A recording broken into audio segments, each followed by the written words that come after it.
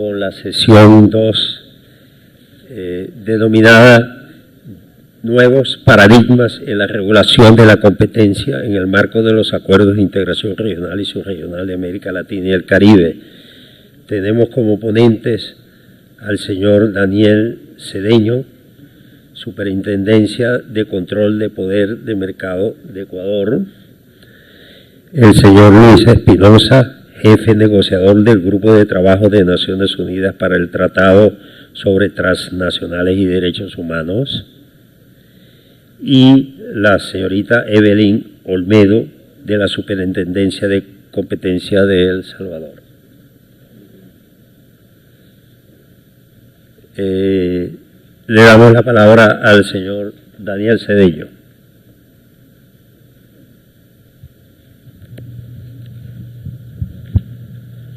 Bueno, buenas tardes. Yo voy a hablar un poco acerca de resolver las temáticas de cómo se comportan las transnacionales de nuestra región, la importancia de integración regional y la competencia. ¿Cuáles son los nuevos paradigmas en la regulación de la competencia en el marco de los acuerdos de integración regional y subregional de América Latina y el Caribe?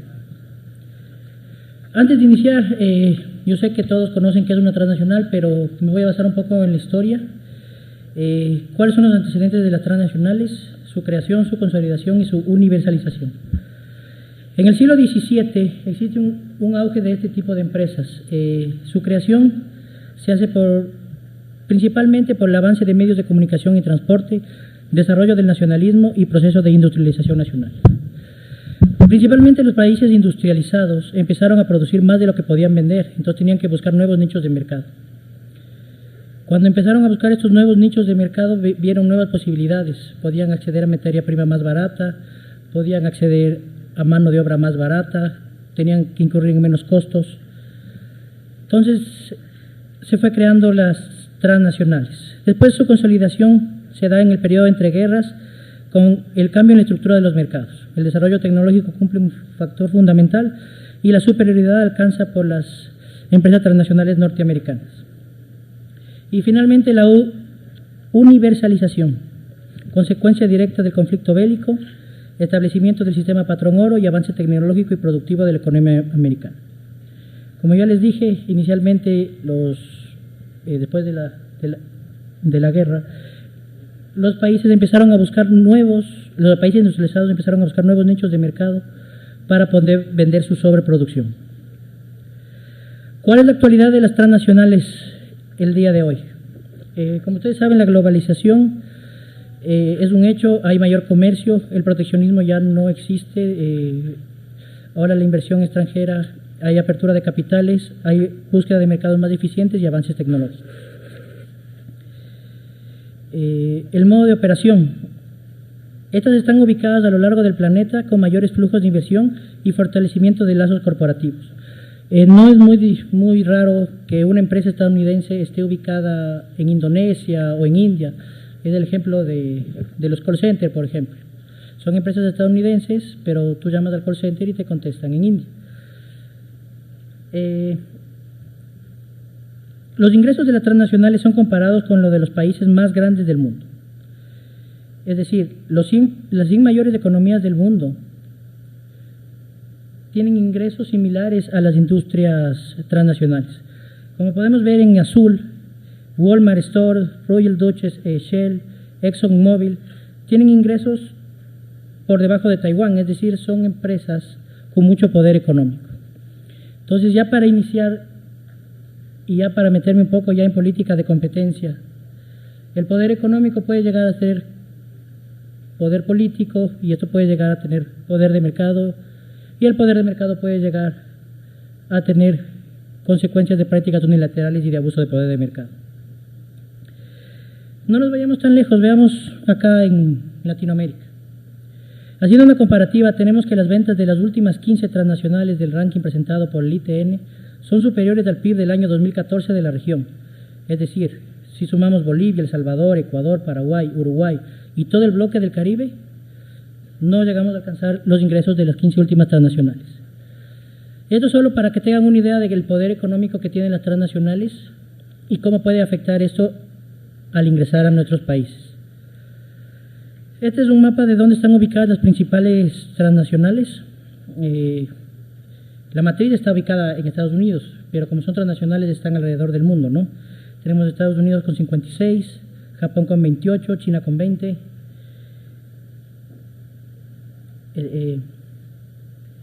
Aquí voy a hablar un poco ya para acabar la historia de las transnacionales, la importancia de cómo ya podemos vincular esto con política de competencia. Inicialmente se generaron concentraciones horizontales, después se hicieron concentraciones verticales. No sé si que me voy a detener un rato en esto, tal vez no tengan conocimiento de esto. En política de competencia, una concentración horizontal es cuando dos productores de un mismo mercado se fusionan. Una concentración vertical es cuando, por ejemplo, un productor se fusiona con una distribuidora. En la primera década del siglo XV, estas adquisiciones se realizaban entre empresas de menor tamaño con el propósito de consolidar su sector y de ganar un cierto poder de mercado, es decir, solo hacían concentraciones horizontales. En los años 50, en Estados Unidos y en Europa ya empezaron a haber concentraciones verticales. Se inició una serie de fusiones de integración vertical con el propósito de asegurar el suministro de materias primas por medio de mejoras importantes en la red de comunicaciones.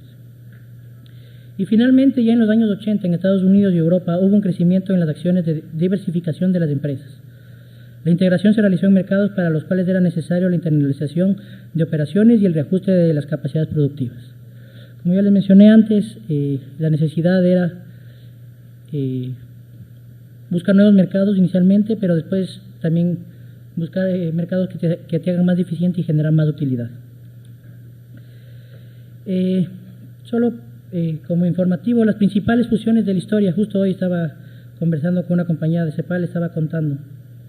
Por ejemplo, tenemos la de Vodafone AirTouch con Mannesmann. En noviembre de 1999, la británica Vodafone adquirió a la alemana Mannesmann por un total de 172.000 millones de dólares.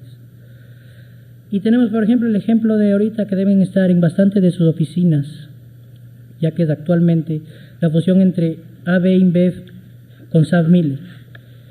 Después de varios intentos de compra, la cervecera SABMiller aceptó la oferta de compra de AB InBev en una transacción por 122.000 millones de dólares. Esta operación, a ser tan grande, todavía está en las autoridades de competencia. Seguramente aquí ya deben tener la solicitud de la concentración, algunas nosotros ya tuvimos, y todavía está en análisis. En Estados Unidos todavía, por ejemplo, no se ha aprobado. Y tenemos otras como ExxonMobil, Royal Dutch, Shell, etc. Y ahora sí vamos ya a meternos en nuestro tema: la integración regional y la libre competencia. Como introducción, nosotros inicialmente, actualmente Latinoamérica sufre por un periodo de crisis por la disminución en los commodities. La desaceleración económica en la región se debe a factores tanto externos como internos. Internos tenemos la contracción de la inversión, desaceleración del consumo, reducción de la demanda interna, caída de la tasa de inversión, decrecimiento de la formación bruta de capital. Y además, América Latina se ha caracterizado por no generar valor agregado y depender mucho de la materia prima. Y factores externos: la desaceleración de China y otras economías emergentes, con excepción de India, menor demanda externa, tendencia a la baja de los productos básicos. Es por todos conocido que el petróleo ha bajado un montón, las commodities han bajado, y al ser un país primordialmente que produce materia prima, pues sus ingresos van a decaer. Y adicionalmente la crisis internacional, la volatilidad de los mercados financieros internacionales. La importancia de la integración regional, ya en términos de libre competencia. ¿Por qué es importante que trabajemos en conjunto América Latina y el Caribe? Primero, por optimización en la utilización de recursos. Compartir información entre agencias de competencia es vital, conociendo la presencia mundial de las transnacionales. Por ejemplo, si en Chile conocemos de un caso de colusión en el papel higiénico, que es el más sonado ahora, si yo conozco cómo resolvieron el caso, cuáles son las acciones que realizaron, cómo identificaron la colusión, yo puedo disminuir costos administrativos y realizar ya el estudio con una base de dónde partir. Y además, la política de competencia es un instrumento vital para afianzar la integración económica y para proteger al consumidor pequeñas, medianas empresas de conductas contrarias a la competencia en base a la experiencia. ¿Cuáles son las nuevas tendencias en política de competencia y por qué, retomando otra vez, de integración? Actualmente existe la creación de agencias de competencia a nivel mundial. Todos los países tienen. Paraguay, ¿dónde está Paraguay? Recién está iniciando, según tengo entendido, con política de competencia. Recién aprobaron la ley, pero todavía no tienen el organismo, ¿no es cierto? Pero están ya iniciando. Bolivia sería el último, todavía no tiene. Oh, ok. Entonces sería Paraguay el último.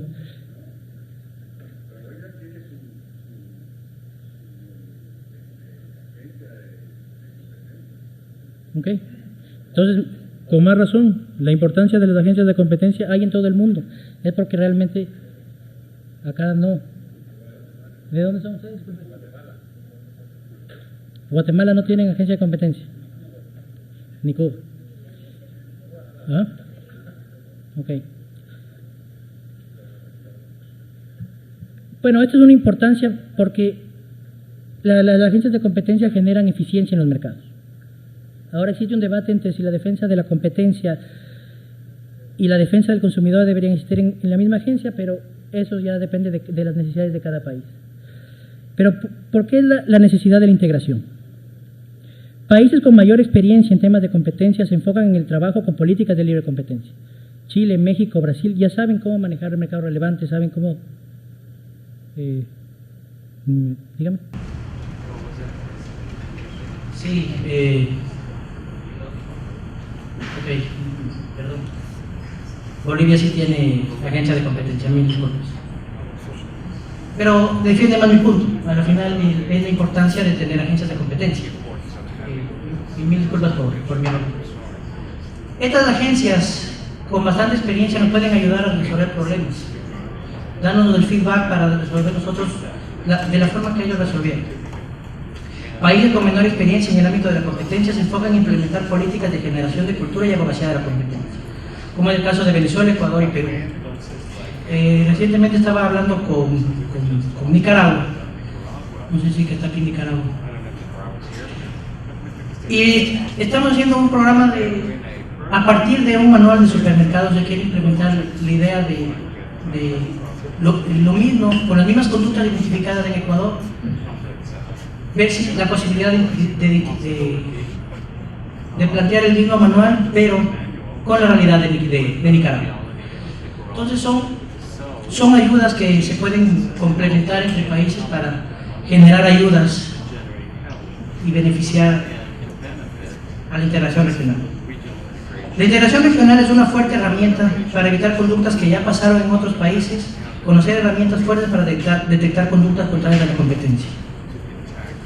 Adicionalmente, los operadores económicos, si que conocen que ya estamos, que tenemos cooperación internacional, si ya fueron sancionados en un país con alguna conducta, lo pensarían dos veces en cometerla otra vez. Es por eso la importancia de la integración, el conocer cuáles son las conductas que se están dando en otros países para que no se repitan en otros, ¿no?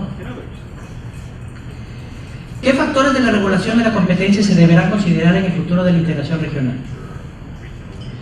Algo estaba hablando Colombia hoy en la mañana acerca del manejo de información confidencial. Debe existir una cooperación en cuanto a manejo de información confidencial entre países. Conocer cómo es básico definir mercado relevante, definir conductas, cómo descubrieron una colusión, qué plusfactores utilizaron, entre otras. Realizar un buró interregional de información intersectorial económico de empresas, estandarización de políticas y regulación interregional, cooperación en análisis de sectores económicos en varios países, el caso de carteles, que fue algo a nivel regional. Cosas así se pueden identificar con el apoyo conjunto de los países que están actualmente en esta reunión. Y las políticas de comercio internacional. ¿Qué condiciones se requieren para que los beneficios de la competencia lleguen a la población general? Bueno, esto ya es un poco más de abogacía y de promoción de la competencia. La libre competencia incentiva la innovación, existe mejora en bienes y servicios, mejor asignación de los recursos productivos, aumento de productividad y crecimiento económico, y esto es importante. Los ofertantes se ajustan a las expectativas de la demanda. Para que los ofertantes se ajusten a la expectativa de la demanda es que no pueden generar prácticas unilaterales. Un operador con poder de mercado puede generar prácticas unilaterales que afectarían a la competencia. Los mejores precios atraen a más clientes, más competencia, mayor calidad y mejores precios. Pero para ofrecer mejores productos a mejor precio, los operadores económicos invierten para ser más eficientes. La inversión genera más y mejor empleo, y esto genera mayor crecimiento y bienestar para los ecuatorianos. Es un círculo virtuoso que se genera en todo el proceso de integración. ¿Cómo se puede medir el impacto de las políticas de competencia en la integración regional? Como ya les dije, nosotros podemos evitar el cometimiento de conductas ex ante en base a la experiencia. Conocer cómo se resolvieron casos hará que también los operadores económicos no repitan lo mismo en otros casos, esto es especialmente en las transnacionales. ¿Qué se debe compartir? ¿Qué tenemos que tener entre nosotros? Tenemos que tener indicadores cuantitativos, número de casos ejecutados, cantidad de multas impuestas y cálculo de mercado relevante. Todas las personas que están aquí y que trabajan en agencias de competencia saben que la definición del mercado relevante es algo que puede determinar o no el abuso de poder de mercado y una conducta. Entonces es importante tener uniformidad de criterios en esto. Adicionalmente, los indicadores cualitativos o de percepción. Apreciación de la ciudadanía respecto a la ley, reglamento, resultados de la agencia de competencia. Esto es algo ya más de promoción de la competencia, de cómo nos ve la ciudadanía, cómo podemos mejorar. Por ejemplo, identificamos un caso de abuso de poder de mercado, sancionamos un abuso de poder de mercado por precios explotativos. Los precios explotativos son precios muy por encima del precio de equilibrio. Si identificamos un precio explotativo, sancionamos, la conducta cesa, el precio baja y el consumidor tiene mayor excedente, entonces el consumidor siempre va a ser beneficiado. Adicionalmente, la economía. Y los resultados que se pueden llegar entre las agencias de la competencia.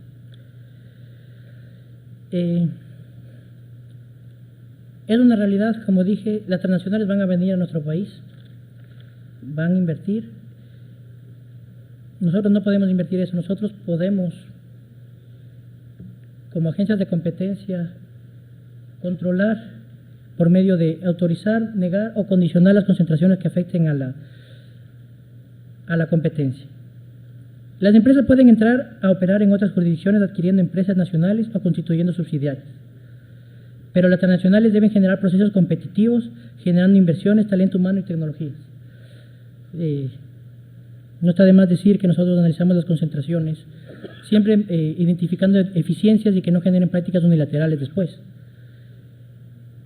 Y se requiere que exista una cooperación o integración regional para buscar los medios eficaces para prevenir posibles prácticas anticompetitivas por las incursiones de compañías transnacionales. Eso, me voy a extender aquí un poco. La importancia de conocer las conductas que han pasado en otros países es tan importante para nosotros, sobre todo las agencias de competencia nuevas, para identificar y evitar inclusive generar compromisos de cese y no sancionar, evitar abrir expedientes, que los mismos operadores económicos vengan y se acerquen a la agencia de competencia y generen una confesión de parte y que presenten ya los resultados y nosotros evitar abrir expedientes largos que son costosos y que pueden a veces terminar en nada, a pesar de que exista la conducta. Esta es una invitación para la integración regional para mejores resultados, generar resultados ex ante y prevenir conductas anticompetitivas ya generadas en otros países. Basarnos en la experiencia para la obtención de mejores resultados, y la integración puede generar que conductas sancionadas en un país no se repitan en otro. Actualmente nosotros enviamos una propuesta para crear una agencia, una mesa de trabajo en la CELAC regional, donde se puedan tratar estos temas, identificar mercados relevantes, mercados que están concentrados y donde podría existir competencias. Se les envió a todos los miembros para que nos envíen sus comentarios. Y la idea es esto, ¿no? Generar insumos que permitan tener resultados más rápidos, evitar sanciones y generar compromisos de test. Y todo esto para para el beneficio de la competencia y el excedente del consumidor. Muchas gracias.